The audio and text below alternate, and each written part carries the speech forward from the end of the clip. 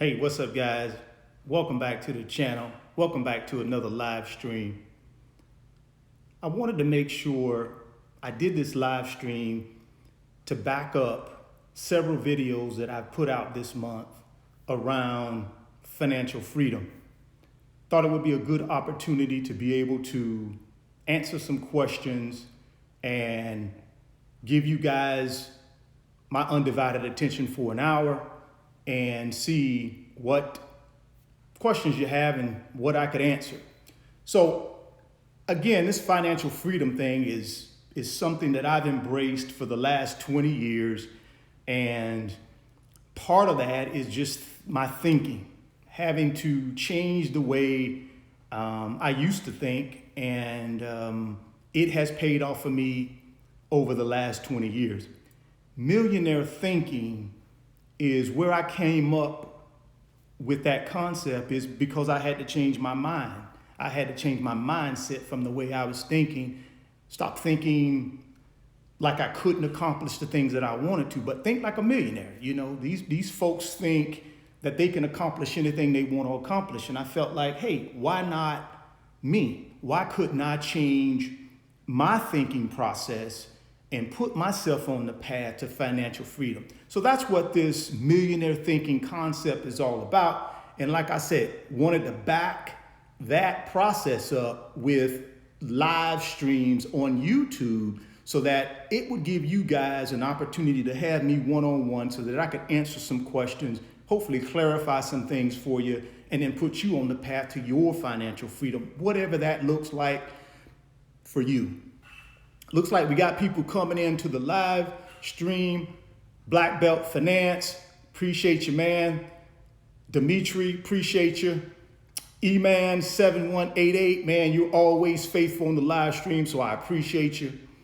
Never Give Up 23, I appreciate you too. So let's see, what questions do we have? What books do you recommend? Well, guys, I recommend 2 books. Now, don't get me wrong. There are many books out there on financial freedom and self-improvement and mindset changing. But for me, the 2 that really changed the game for me was Rich Dad, Poor Dad by Robert Kiyosaki. And, you know, that book itself was just, wow. When I read that book, it really opened my eyes up to real estate and how you can leverage real estate and leverage yourself and your time and create an income stream and build your wealth. So that was the first book, Rich Dad, Poor Dad. The second book was How to Win Friends and Influence People by Dale Carnegie. The reason I love that book is it taught me how to deal with people. It taught me how to get the best, number one, out of myself. And then it also taught me how to get the best out of other people around me. And that age-old saying, you help enough people get what they want, you'll ultimately get what you want. And that's what How to Win Friends and Influence People by Dale Carnegie taught me. So those are my 2 favorite books. Robert, the man for sure. What up, guys? Look, man, looks like we got a lot of people chiming in, so that's good, coming into the live stream. Let's see here. Hey, Richard, do you have a favorite quote that you live by? I'd love to hear something that can give me and others some great daily motivation. Well, guys, my newly adopted quote is, thoughts become things. If you can see it in your mind, you can hold it in your hands.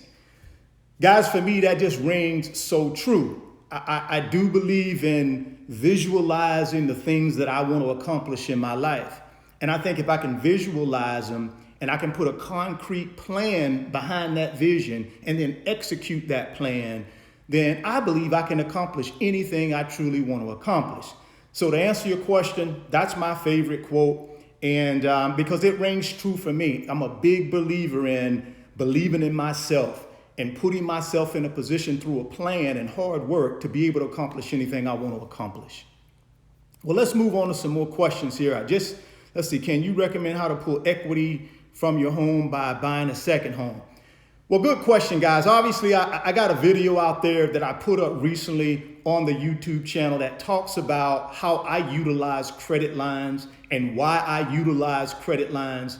But the simple answer to that is each property that I own has a certain amount of equity in it. And all the equity is the value of the property, subtract out what I owe on the property. And what's left over is equity.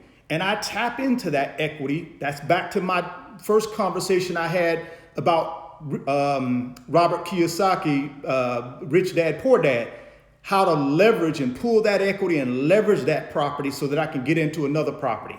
But if you want more on how I use equity lines, go to the YouTube channel in the month of November, this month, and I have a video out there explaining exactly how I use equity lines. So go take a look at that video and it'll give you all the information you need. If you had 12K cash, what would you invest in? Well, guys, if I had 12K and I had a permanent primary source of income coming in, like a 9-to-5 or a business, then I would take that 12K and I would invest it in real estate. Because, 12K is a lot of money. But if you really want to realize your financial goals, you're going to need to multiply that 12K over time. And I think the quickest way to multiply money, in my opinion, is real estate. But real estate is hard to get into if you don't have a primary source of income already. You need to have a primary source of income in a lot of cases to qualify for a mortgage if you're not paying cash for the house. It's very hard to go out and get a traditional mortgage loan if you don't have a primary source of income to show that lender. If you don't have a tenant or if there's not a tenant in the property, where would you generate the income to pay their mortgage? So you got to have a primary source of income if you really want to jump into real estate and hit the ground running fast.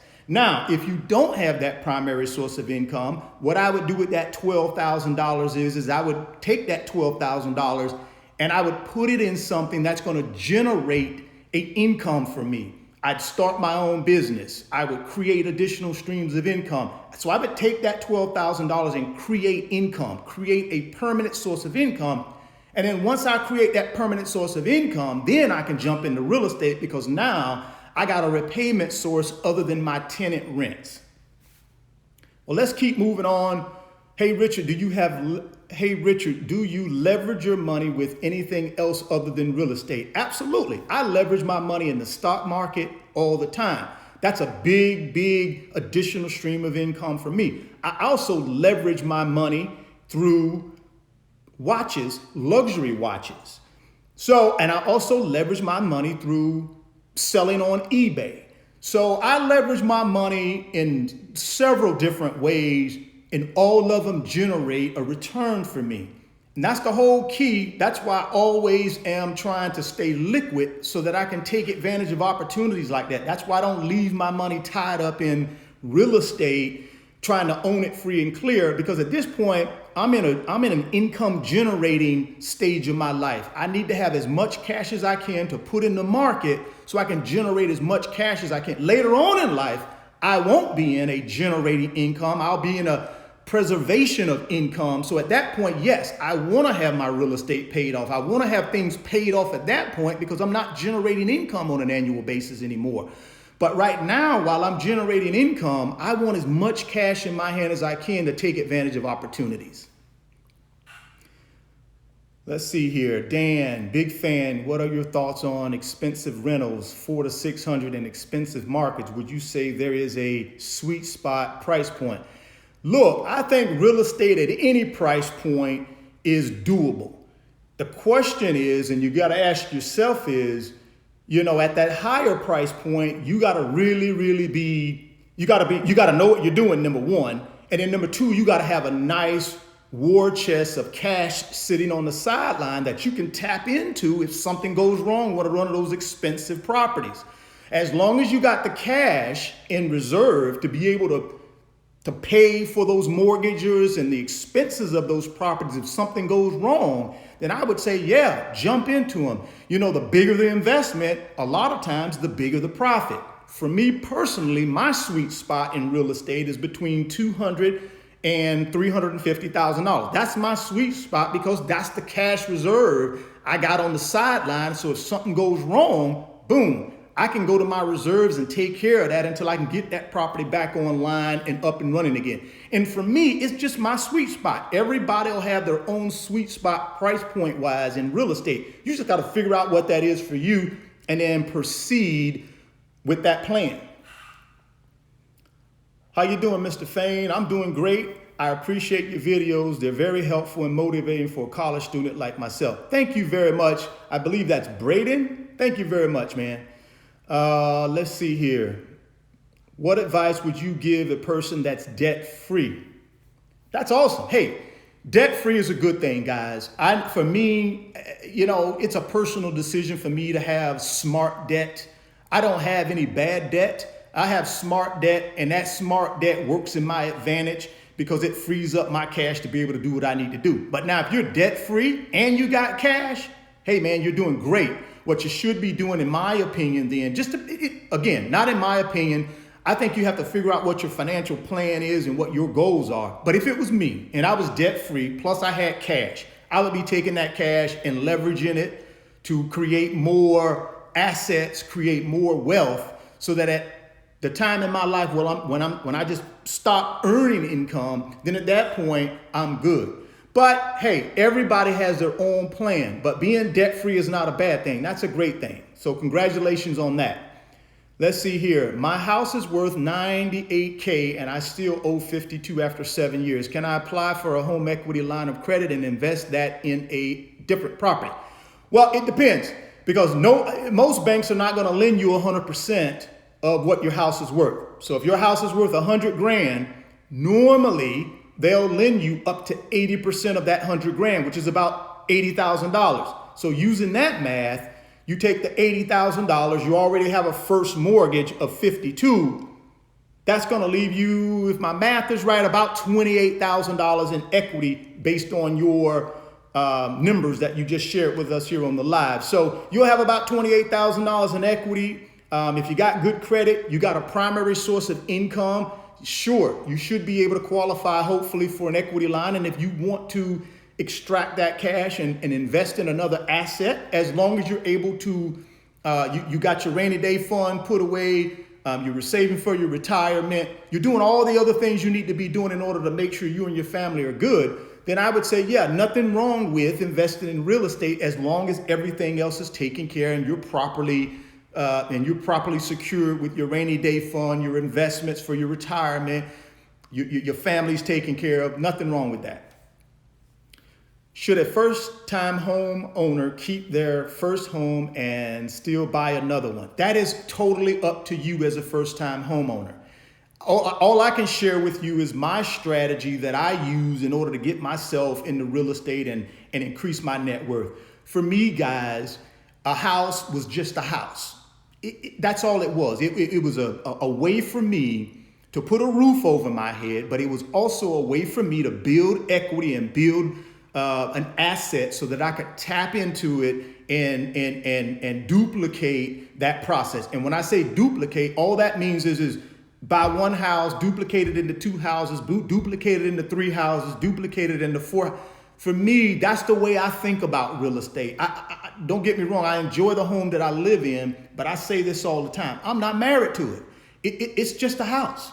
If I can't leverage it and do the things that I want to do with it, then for me personally, based on what my goals are financially, it does me no good. But you need to make that decision for you as a homeowner. I know a lot of people do not want to leverage your home, and that's okay. You got to figure out what the strategy is for you as it relates to your financial goals, and then you act accordingly. There you go. Hope everything is well. I'm set up to get an IT job paying around 70 to 100K in a month or two. My goal is to become a full-time investor in some years to come. Awesome. This is what I recommend. You're getting this IT job. You're going to be making 70 to whatever it was, 100 grand a year. My recommendation is set yourself up by paying yourself first, number one. So you need to get your lifestyle situated where you can pay yourself first. And then when I say pay yourself first, that's the first 10% of everything you make, pay yourself first. Now, the way you do that, though, is you got to put your financial situation in order to be able to do that. So if you got high rate credit card debt or any high rate debt out there, first thing you need to do is sit down, put a budget together, know how much you got coming in, know how much your expenses are going out. And then I would concentrate on cutting things out of my expenses that don't make any sense. If it's not a necessity, I would cut it out of my expenses. And then once I get that in order and I got my budget in order, then from there, I would take my money, what's left, and then I would pay off my high rate credit card debt or any other student loan debt or that kind of stuff. I'd try to pay that off. And then I'd get my rainy day fund together, which is 6 to 12 months of expenses, set aside as your rainy day fund, just in case you lose your job, your health fails on you, something catastrophic happens in your life, you have a reserve. Once you've accomplished those things, then I'd start saving for my retirement. And then from there, I would take what's left over and start moving and shaking and looking what's out there from an investment standpoint. First thing you need to figure out is what your appetite level for investments are. Once you figure that out, then I would move full steam ahead investing. Thank you for the video. What should be done if equity in a house but with poor credit score and the banks won't give equity line? Well, that's a great question. What I would concentrate on is getting my credit score up. So what I would do if it was me, I would go out online. I would pull the 3 major credit bureaus. I put Equifax, TransUnion, and Experian. I would get those 3. I would take a look at them to make sure it's accurate. If there are things on there that are not accurate, then I would report those back to each respective credit bureau agency and dispute them. If there are things on there that I just need to take care of because for whatever reason I didn't take care of it in the past, then I would call each one of those creditors and I will try to have a conversation with them about settling. I would say, hey, look, back then my situation wasn't as good. I didn't take care of that obligation. I'm here today to take care of it, but would you be willing to negotiate and reduce that for me and I'll pay you in full? If they say, yeah, great, then all you need to do is get a letter from them stating that if you pay that amount of money, they're going to clean that off they're going to zero you out on the credit bureau. Now, it won't remove that. It won't remove it because, again, you didn't handle your obligation in the past, so it's going to stay out there for a little while. I believe up to 7 years, but you'll need to go online and talk with a credit bureau restoration company, and they can kind of walk you through that. But that's what I would do. I would get my credit together first, get my score up. I would have a primary source of income where I'm making income. I'd make sure my expenses are low. I wouldn't have frivolous things out there that are not necessities. I would keep my expenses low, get my credit score up, and keep my primary job. And then boom, from there, you should be okay as it relates to an equity line. You just got to remember, guys, banks and financial institutions, if they extend credit to you and you don't handle it properly, that's not their fault. That's your fault. So you gotta turn that around and fix it. And the way you fix it is picking up the phone, calling them, and negotiating with them, getting a settlement amount, and then paying it off. And then you move on, and over time, your credit score will start going back up again. I was lucky enough to invest in Tesla after their downspin for Elon Musk smoking weed. I don't know about that, but that's what's in the comment here. 4 to 5 months ago, they were at 240, 210 now. Hey, again, guys, there are opportunities out there. All I can tell you from an investing standpoint in the stock market, mutual funds, whatever you want to invest in, Bitcoin, whatever, get you some professional advice. Get you somebody who is a licensed professional in that field and talk with them about a strategy for yourself. I wouldn't just go out there willy-nilly trying to invest in the stock market and you don't know nothing about the stock market. I wouldn't do that. I would take time out and I would go seek out a professional licensed investment advisor to help me through this and build a portfolio with me that makes sense for me. Troy Walker, Roth IRA means no taxes. I'm not going to say that's what it means. Again, guys, with Roth IRA, any investment questions, I'm more than happy to share with you what I've done. But again, I would ask you to go get you some professional help when it comes to trying to figure out what a Roth is, trying to figure out what a 401. Look, guys, there's free information through free platforms online that will help you through all of this. All you got to do is spend the time, go online, sign up, and these people, they will give you tutorials right online for anything you want to invest in for free. Because why? Because you're using their platform to do the investing. So they'll do that for free. So let's go to Toronto Skyscraper. Oh, he was talking to @Henry should have held a little longer. Gotcha. I feel like I've seen you in Fort Myers before. Maybe so, man. I don't know. If you do again, hey, say hello. Carmen Green, hey, Richard, thanks for all you do. Do you have any advice on insurance, life insurance? How much should we get, and do you consider it an investment? Well, guys, certainly as part of my investment strategy, life insurance and things like that is a part of that strategy, and I protect my family because I am an earner. So if something happens to the earner in the family, you want to make sure the rest of your family is protected. So I've done that for me. Now, what levels of insurance you need to get? Again, guys, I'm going to go back to go get yourself some professional help. I wouldn't just listen to some guy on YouTube. I would go get some professional help. I'd go speak with a licensed life insurance provider. Plenty of them out there. They don't charge you anything to come in and do a consultation. They make their money when they write a policy on you and you start paying your premium. So my recommendation is sit down with a licensed insurance person, walk them through your scenario, and they will recommend what the right levels of insurance you should do to protect your family, to protect yourself, etc.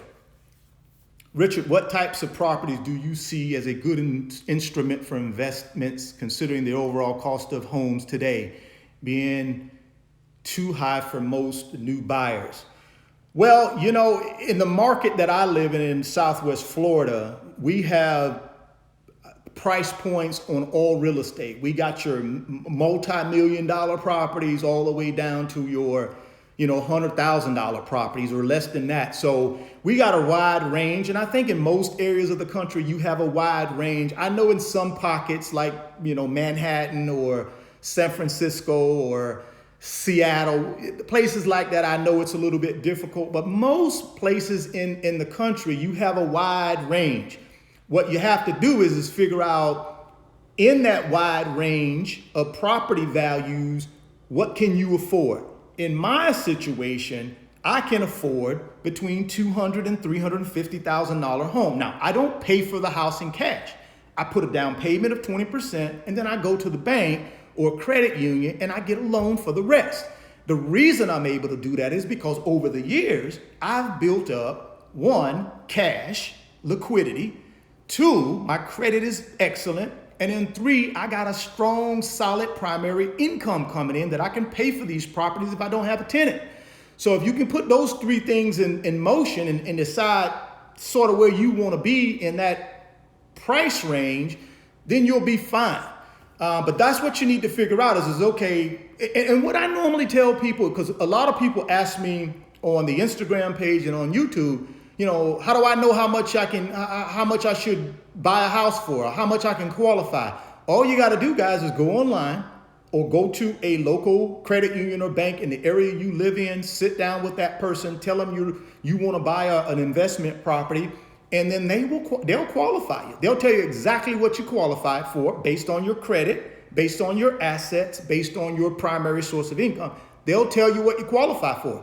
Once you know the dollar amount you qualify for, then for me personally, I go hire me a real estate agent to help me find that property in that ballpark that I qualify for.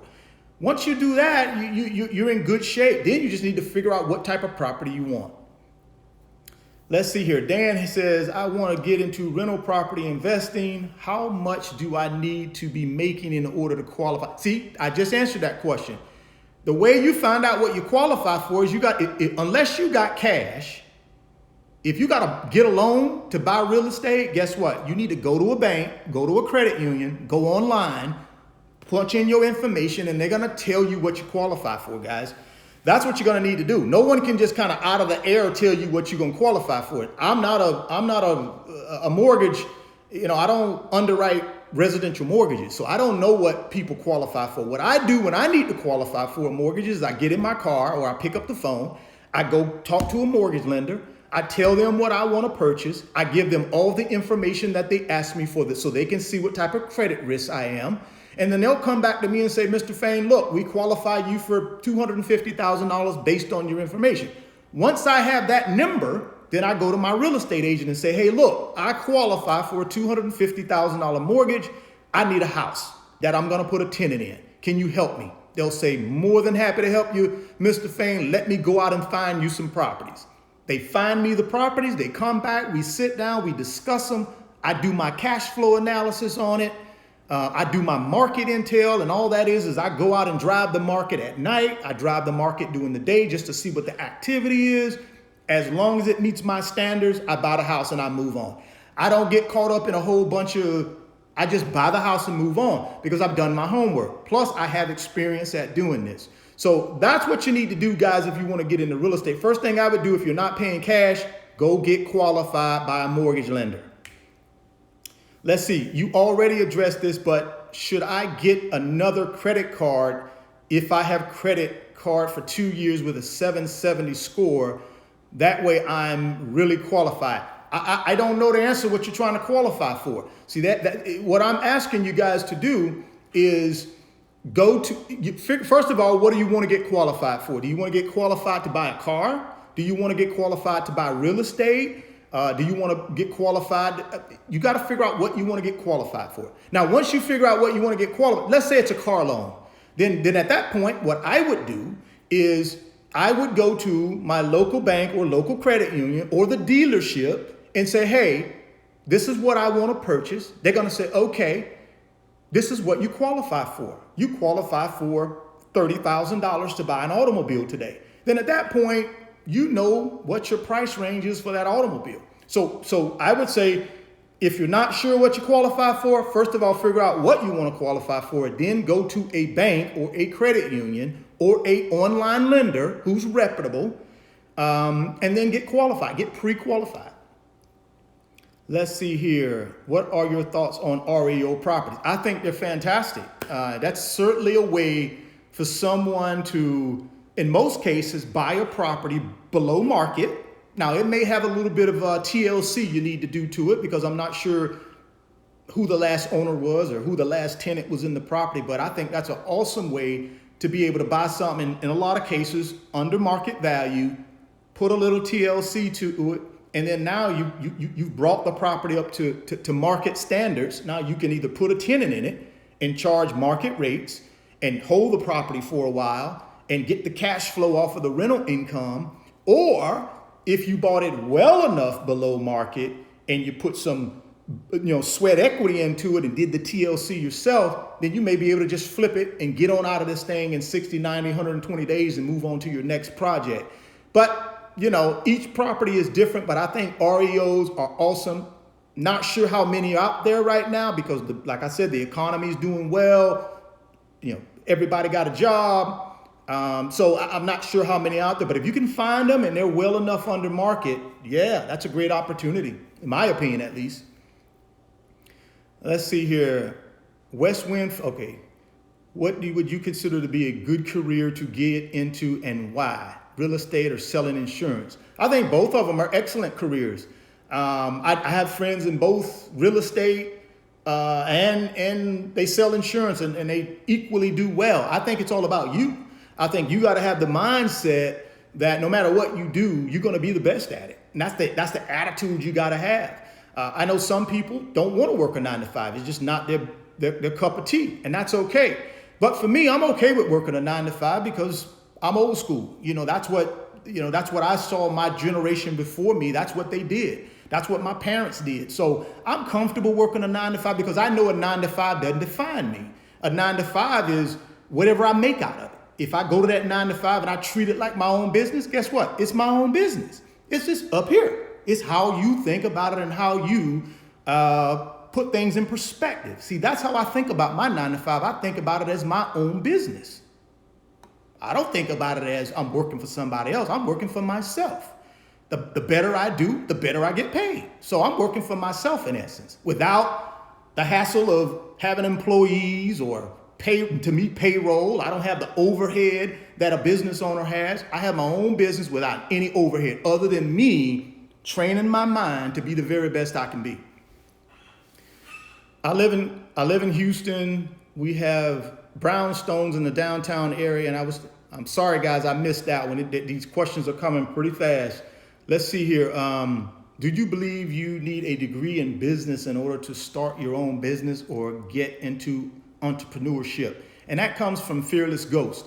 Fearless Ghost, no. I don't believe you need a degree to do anything from a financial standpoint in this life. I think your attitude and your mindset is really what you need. Now, do I believe an education or a degree will give you options as you figure out what your calling is in your financial life? Yes. I'm a big proponent of higher education, not because everybody needs to do that. It's because that's what I did. And it afforded me an opportunity to be able to pick and choose kind of what I wanted to go into when I stopped playing football. It just gave me additional opportunities. See, I knew I wasn't an entrepreneur in the historical sense. I was not that type of entrepreneur. I wasn't going to go out and start a business. That wasn't my thing. So my education allowed me to pick and choose what industry I wanted to go to because I had that piece of paper. So education is a wonderful thing to have. It gives you options, but I don't think you need it to be successful in anything you want to do. You just got to have the right mindset. What are some of the methods? What are some of the methods you use to, I'm sorry, they're going pretty quick, guys. I apologize. Let me start here at the bottom. Oh, shoot. What are your thoughts on off-market commercial properties? Do you invest in any hotels, office buildings, manufactured home parks, etc.? No, I do not. But don't get me wrong. That all of those are great opportunities. It's just not the type of real estate I feel comfortable investing in. The type of real estate I invest in is single family homes. And the reason I invest in single family homes is everybody needs somewhere to stay. In good times and bad times, they're going to need somewhere to live. So for me, I just think personally, it's the least riskiest type of real estate. It has the lowest risk level for me, single family residential homes. So I buy a single family home in a growing community, in a thriving community. I've already done all my homework. And then I put a qualified tenant in that property.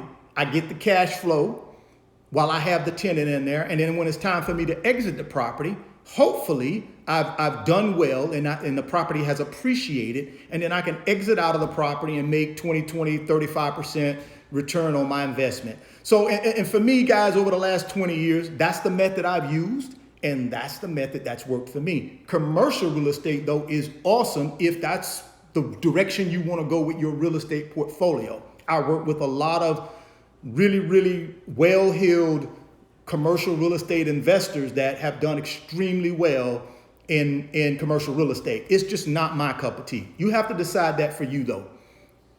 I purchased a home in Los Angeles for $310 in 2010. My home is now worth about $550. I'm sorry, I missed the rest of that, so I apologize. Let me start over on a new question. Let's see here. How do you overcome the fear of failure? Hey, that's a great question. How do I overcome the fear of failure? Well, for me, guys, it starts way back when I was a young kid. I come from a pretty tough area of Southwest Florida. Grew up in a single parent household. I was the oldest of 3 kids. And from an early age, man, my brother and I, we had to fend for ourselves. In the area we grew up in, either you step up and defend yourself and take care of yourself, or people will run right on over you. So early on in life for me, I developed an attitude of, I'm going to be the best I can be, and ain't nobody going to do anything to me that I don't want them to do to me. So early on, I developed that attitude, and I just continue to believe in that.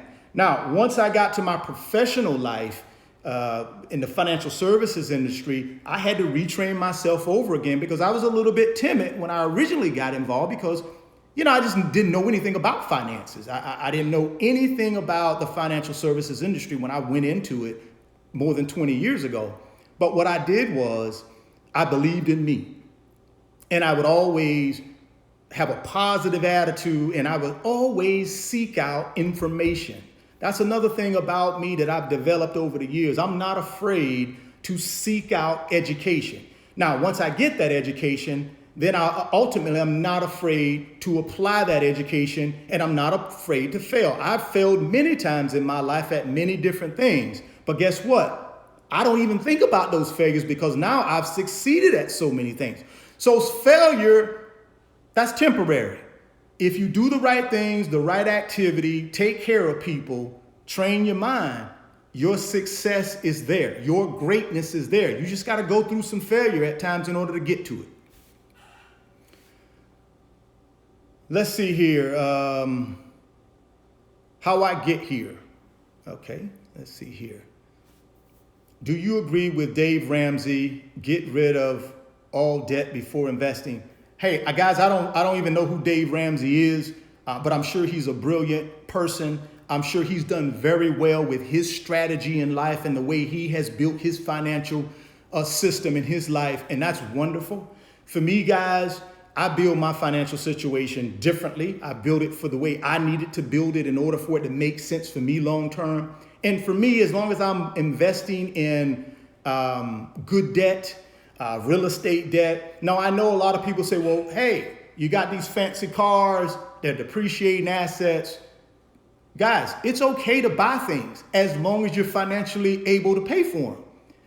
As long as you got enough money to be able to go to your bank account and write a check for that depreciating asset, it's okay. If you've worked hard, you've taken care of your retirement, you're taking care of your rainy day fund, you created additional streams of income to pay for some of these toys, it's okay to spend money. You can't take it with you. What you got to be careful of is don't spend money you don't have. That's what I wouldn't do. That's where delayed gratification came in for me many years ago. I could have afforded to buy cars 10 years ago, but I didn't because I knew what my end goal was. My end goal was I'm not going to buy anything unless I got enough money to pay for it. But I'm not going to pay cash. I'm going to take those assets. I'm going to invest those assets so they can generate enough income to pay for my toys. And that's what I've done over the years. So I would say, think about that. And hopefully that answered your question. Let's see here.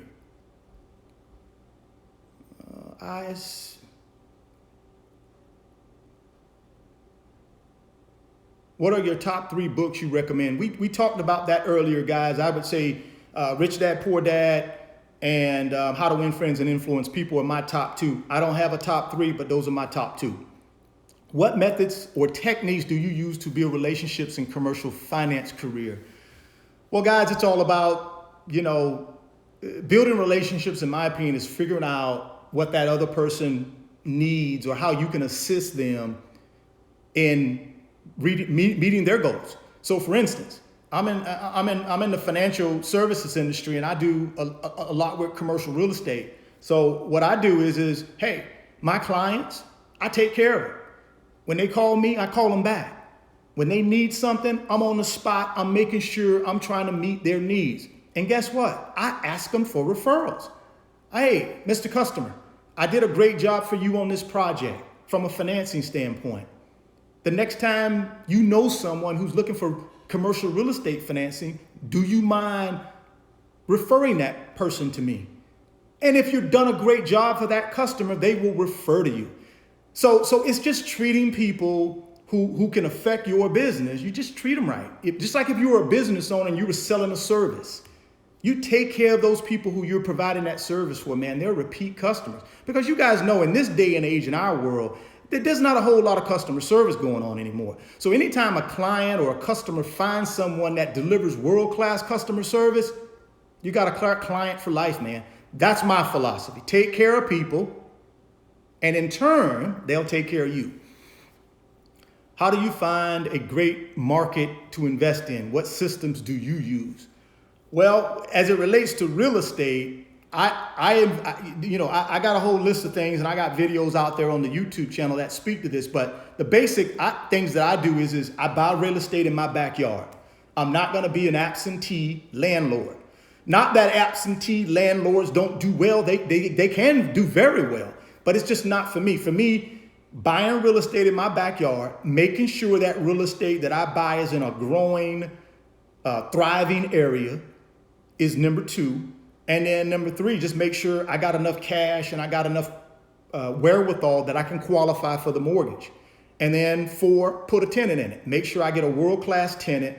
And there are ways to do that, guys. There are ways to make sure you can get it. Now, nothing's guaranteed. People fall on hard times. Anything can happen. But if you do some pre-screening steps to your tenants, it'll save you a lot of pain and anguish in the future. So do some pre-screening, which I do, and I have a video out on YouTube. Please check the channel. There's a pre-screening tenant video out there that I did that'll give you some good tips. Do you personally do short-term trading in the stock market? No, I do not. I do not do any short-term trading in the stock market. Anything that I do in the stock market is going to be for long-term appreciation.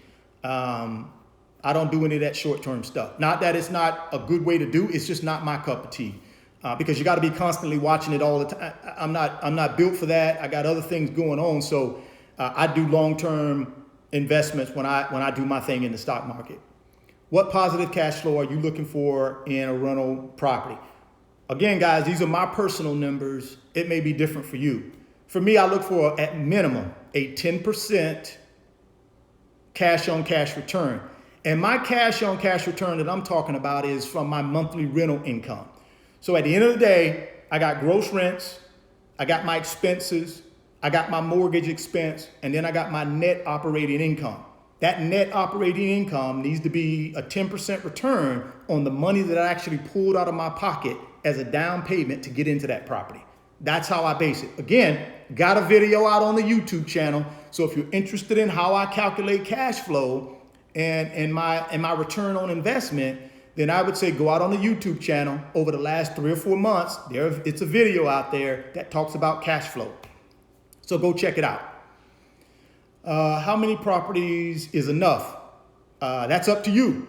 For me, I like to have no more than 5 residential properties at one time. Why? Because that's manageable for me. I don't want to hire a property management company because that's just 5 to 8% that they're going to charge me to do the same thing I can do. Now, if you got 10, 15, 20, 30 properties, that's different. I get it. But for me, with 5 properties, that's manageable because you got to understand, I don't buy properties in a situation where I feel like I'm going to have problem tenants. I buy in high growing areas that I know I can get tenants in there that I'm going to pre-screen and make sure they can pay me every month, or I'm not going to put them in my property. So I'm not going to cut any corners on the tenants. I know people fall on hard times. Sometimes there's circumstances, but for me, I look for I look to keep 5 at a time because that's manageable and I don't have to hire a property management company and eat away at my profits.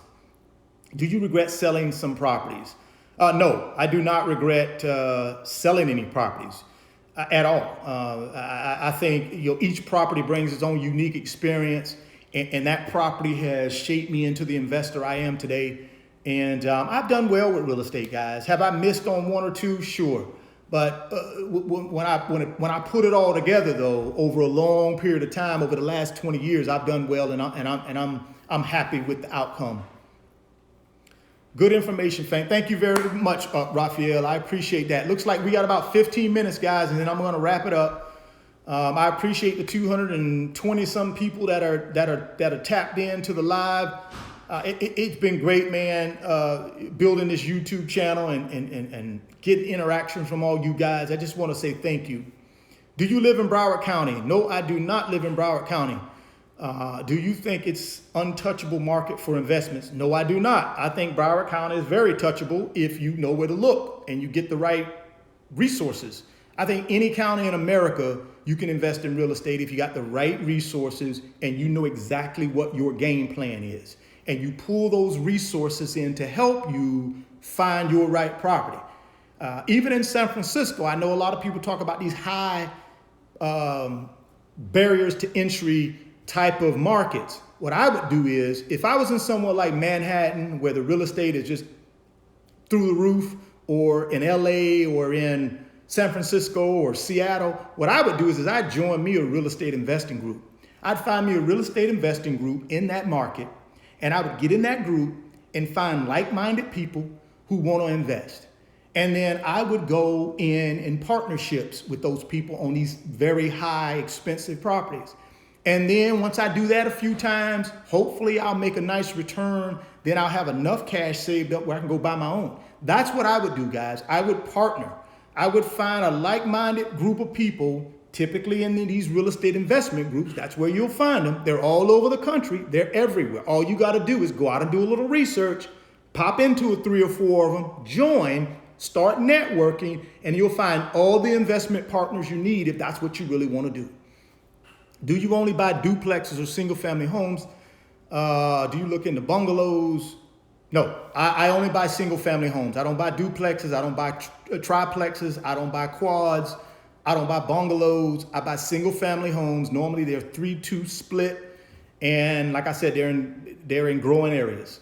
And they're roughly new builds. So they're 3 or 4 years old. I don't buy these older properties. It's just too much TLC you need to do to them. Something's always breaking. You never know when you're gonna have to repipe the whole house.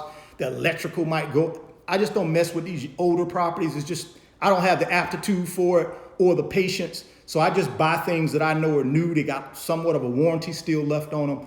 And boom, I put a good tenant in there. I'm patient. I get my cash flow on a month-to-month basis from the rents. And then I just sit there and I be patient until it's time for me to exit the property. That's my strategy. And again, it's worked for me. What are your plans for getting out of debt and building wealth from there? Well, I've been on this plan for 20 years, guys. So my goal is to just continue doing what I'm doing till I'm probably in my early 60s. Once I'm in my early 60s, I'll reevaluate what I want to do with the rest of my life, whether it's, I'm gonna always be teaching and giving out information. I know I'm gonna do that, but as it relates to running hard and really building wealth, at that point, I will have satisfied my requirements for wealth, and I'll go into a preservation of capital mode. So that's when I'll start paying off all my debt and get lean and mean, and then just continue to help people and just live out the rest of my life. And hopefully I can help people and do the things that I need to do that make me happy and comfortable. That's pretty much it for me, guys. How do you make sure the tenants aren't having any shenanigans going on? Again, guys, you got to pre-screen your tenants. Number one, you got to buy a property in an area of your town or your city that you can live with. Look, if you don't want shenanigans going on, don't buy a property that you can go out and drive out there at night and you see shenanigans. There you go. Don't buy a property. Go do your research. Drive that property at night. Drive it early in the morning. And normally, guys, 10 out of 10 times when I do that, I'll know exactly what shenanigans are going on. So don't cut any corners. Go drive that property. Make sure ain't no activity going on that you can't live with. Now, once you do that, you buy a property that's a good property. You can live with the community. You like the community. Then you need to pre-screen your tenants. When I say pre-screen, guys, I mean you need to do a background check on them. You need to do a financial statement check on them. You need to do a job or income stream check on them. You need to do all of these things to make sure these people got enough money to pay your rent on a monthly basis. If you let people just move in your properties and you haven't done your homework, you're asking for trouble, in my opinion.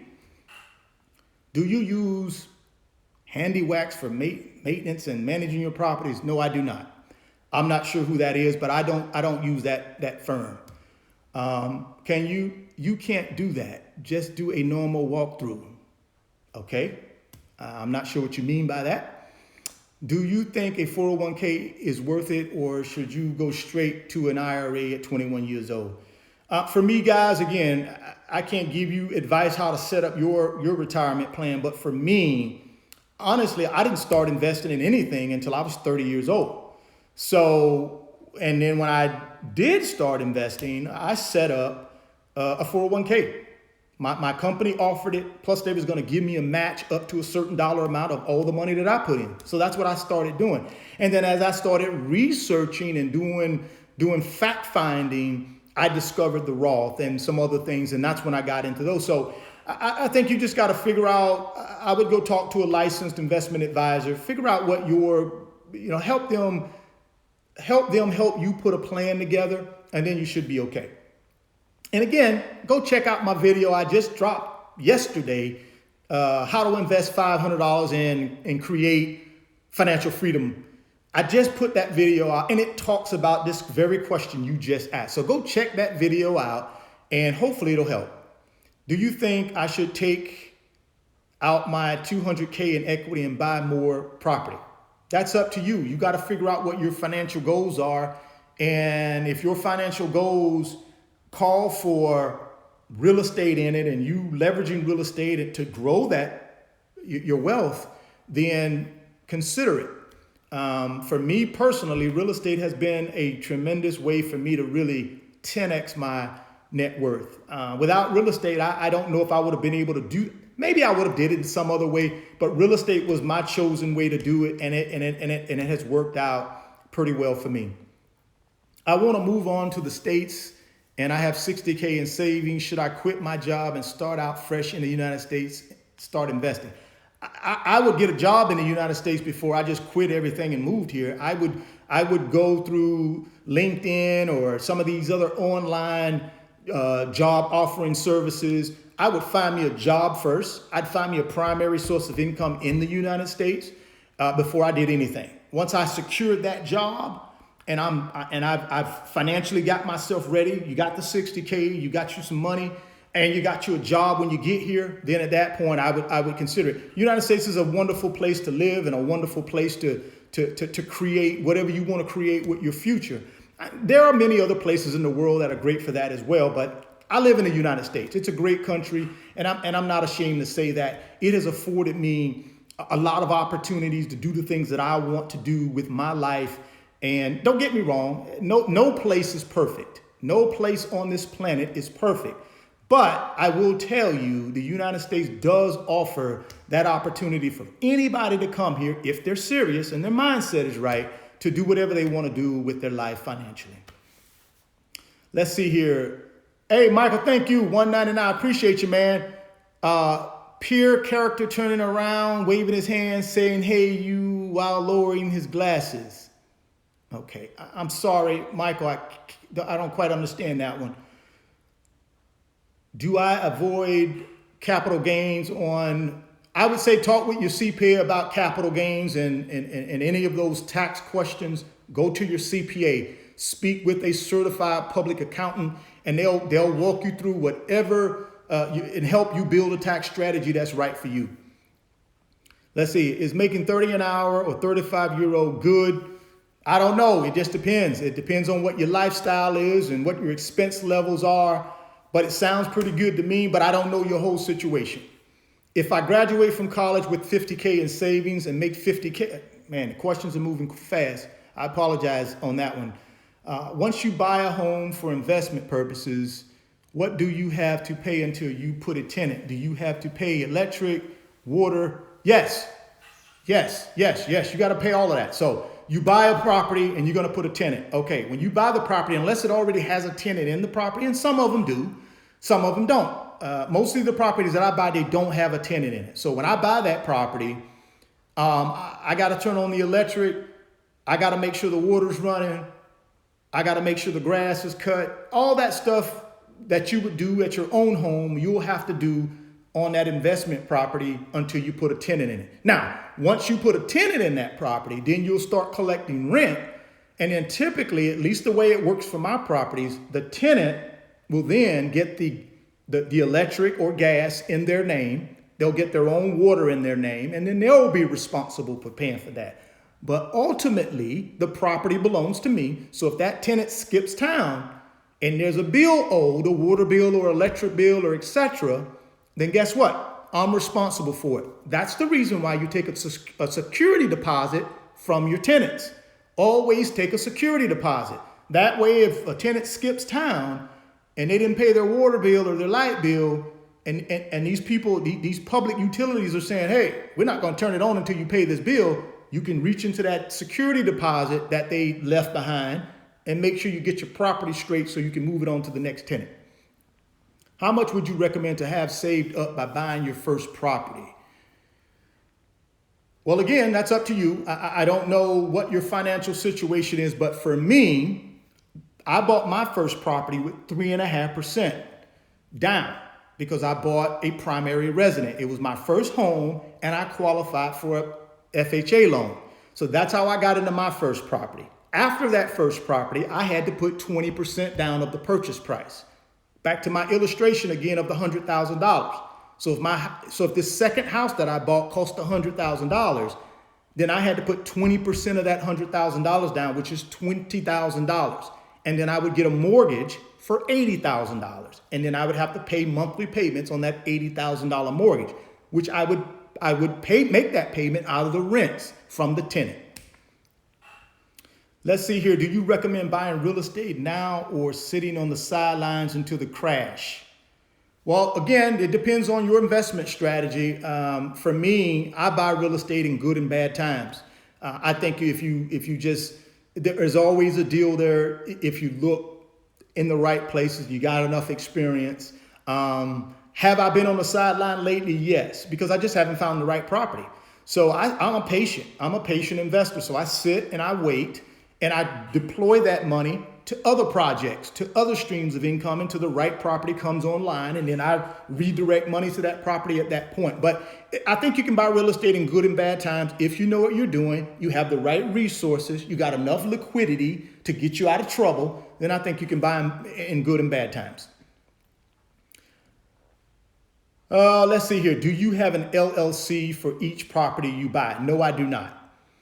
Let's see here. Okay, guys, we got 4 minutes. If I graduate from college with $50K in savings and make 50, would it be silly to buy a $30,000 BMW? That depends on what your financial goals are. I can't tell anybody what they do with their money that they've worked hard for is silly. You can spend your money on whatever you want to spend it on. It's your lifestyle. It's your future. So you build it how you want to build it. I certainly am building my future how I want to build it. And I'm not going to apologize for that. So you will have to make that decision. That's totally up to you. If it works within your plan for your future, then do what you need to do. All right, last couple of questions. Would you invest in a building with fixed rents or multiple houses with free market rent?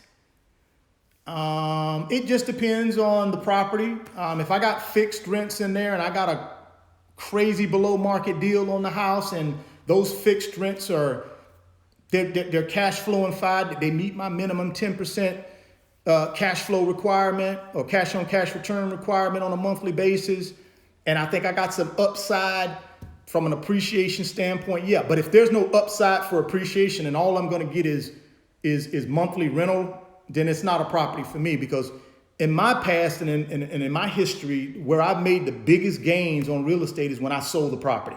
It's not from the monthly rental income. The monthly rental income, all it did was pay the expenses and help me build up a reserve. It didn't really bring any huge returns. The huge returns for me came when I sold the property. So if there's no upside for appreciation, then I don't buy the property. I don't just want a property to just have it for the cash. Now, some people do. And if that's your only source of income, then that's fine if you want the cash flow. But in my situation financially, I don't need the cash flow. What I need is a $30, $40, $50, $60, $70,000 clip when it's time for me to exit the property. That's what I'm looking for when I invest in real estate.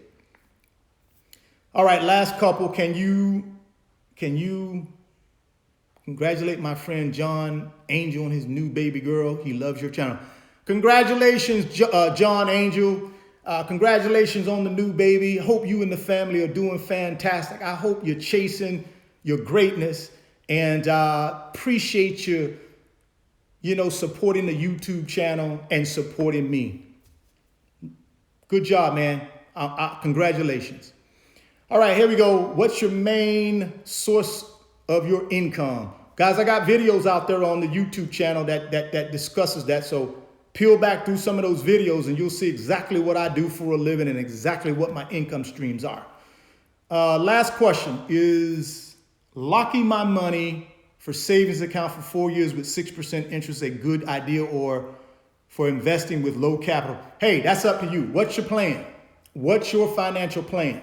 If that financial plan calls for you to keep that money at a 6% minimum return for a period of time, then that's what you should do. If it doesn't, if your financial plan doesn't call for that and it's not going to meet the requirements you needed to meet in that 4 years, then find something else to do with it. But that's totally up to you. You need to sit down with yourself and figure out your financial plan, your financial goals, and that'll determine what you should do with that money that you have in that investment that's earning 6%.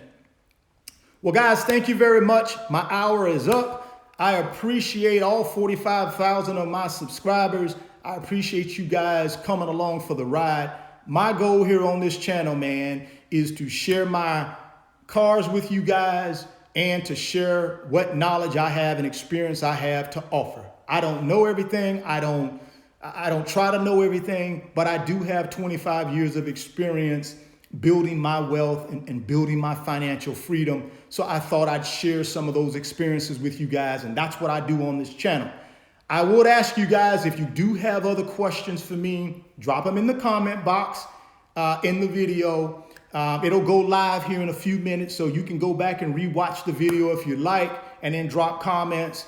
Also, if you want a more in-depth conversation, follow me on Instagram at RichardFain28, and then drop me a DM. Guys, I spend a lot of time on Instagram, my free time that is, answering questions for people on Instagram through DM.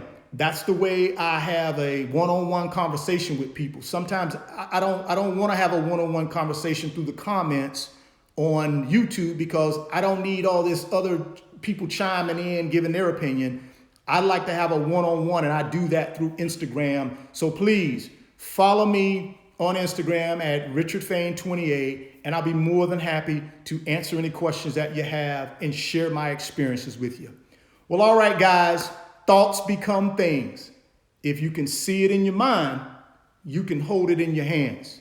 You guys keep chasing your greatness, and I will catch you guys on the next video.